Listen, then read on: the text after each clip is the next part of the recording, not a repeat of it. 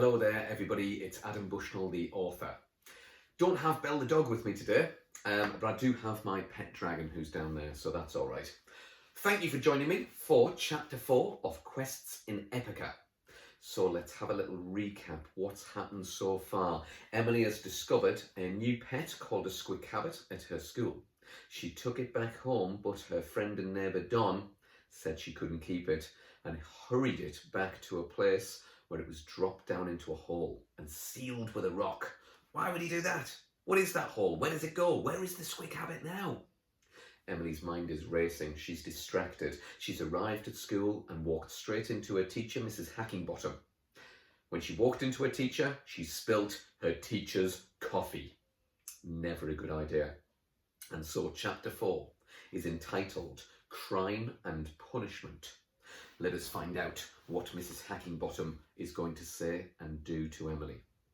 Emily gulped. She got up to her feet. A zillion eyes were upon her, including those manky ones that belonged to Chiconce and her gang.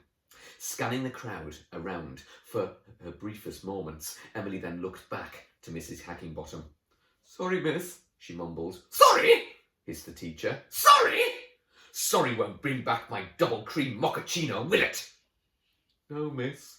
Emily bore holes into her shoes with her eyes. "What to do with you then, pondered the evil educator. She rubbed a stubby digit over her wobbly chins. "Detentions! 142 of them. But miss, 263. 5,899 detentions. What do you say now, girl?" "There aren't that many school days left before I go to secondary school, miss." Mrs. Hackingbottom's eyes widened. Her eyebrows looked as if they might touch the clouds. "Are you questioning me?" Emily shook her head. "Very well," snarled the teacher. "You can begin with break and lunchtime detentions today. Those books won't mark themselves, you know." Emily looked back to her shoes and nodded. "Then you can muck out my stables at the weekend, Saturday morning, early." Emily looked up horrified. Weekend detentions? Have you ever heard of such a thing? Were they even legal? Why am I asking you anyway? You never reply. Not properly. You just think stuff and don't say it out loud. So I'm not asking you again. So there. Anyway, the school bell rang and much mumbling followed. Lines of children were snorted into the grey building. Emily was last. She slowly shuffled her feet, forcing them to move her one step at a time. She had never felt so low.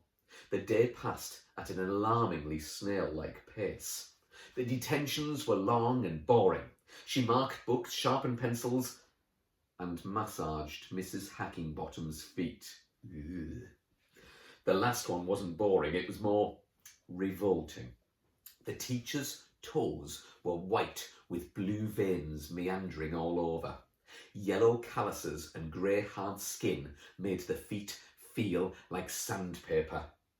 Brown, overgrown toenails curled over at the edges. They smelt too.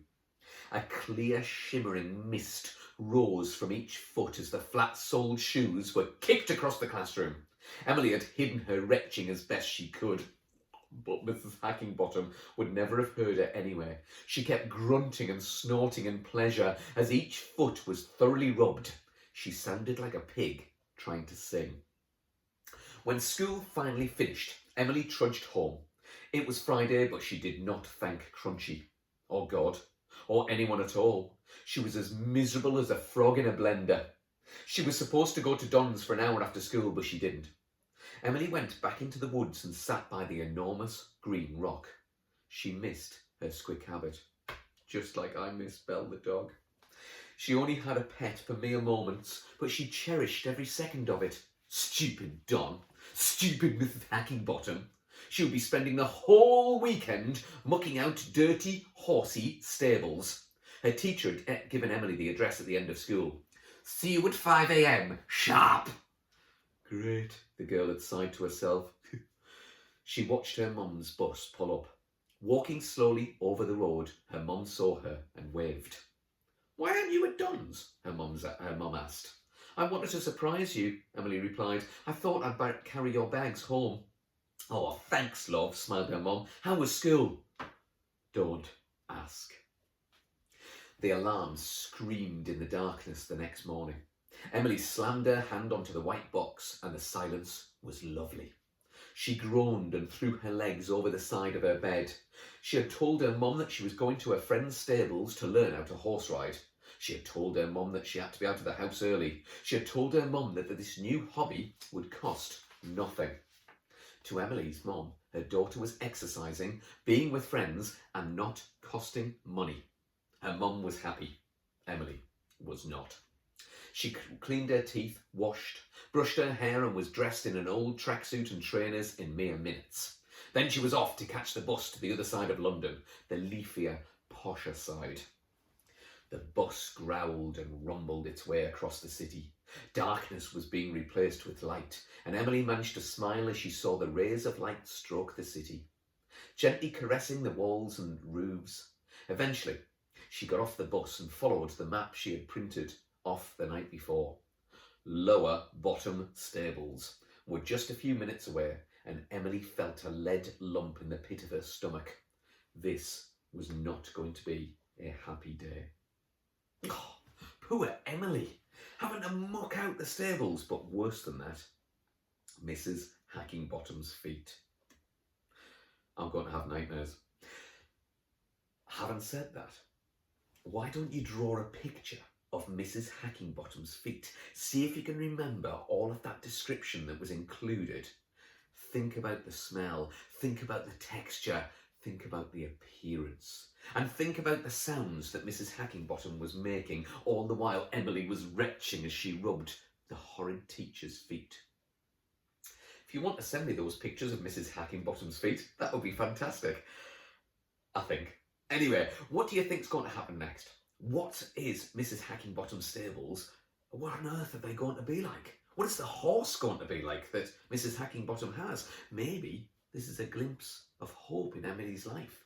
She might get to bond with a horse. She's lost the Swick habit, but where's that gone? So many questions. Anyway, talk to each other about your questions that you might have after chapter 4, and I'll see you very soon for chapter 5 of Quests in Epica. Don't forget to keep in touch. Put some comments on the YouTube channel. Get in touch via my website, adambushnell.co.uk, but also get in touch on Facebook. We've said YouTube, on Instagram, Pinterest, and Twitter. I'm under Adam Bushnell or Author Adam, and I look forward to hearing from you and seeing you all soon. Okay, bye for now. See you soon for chapter 5.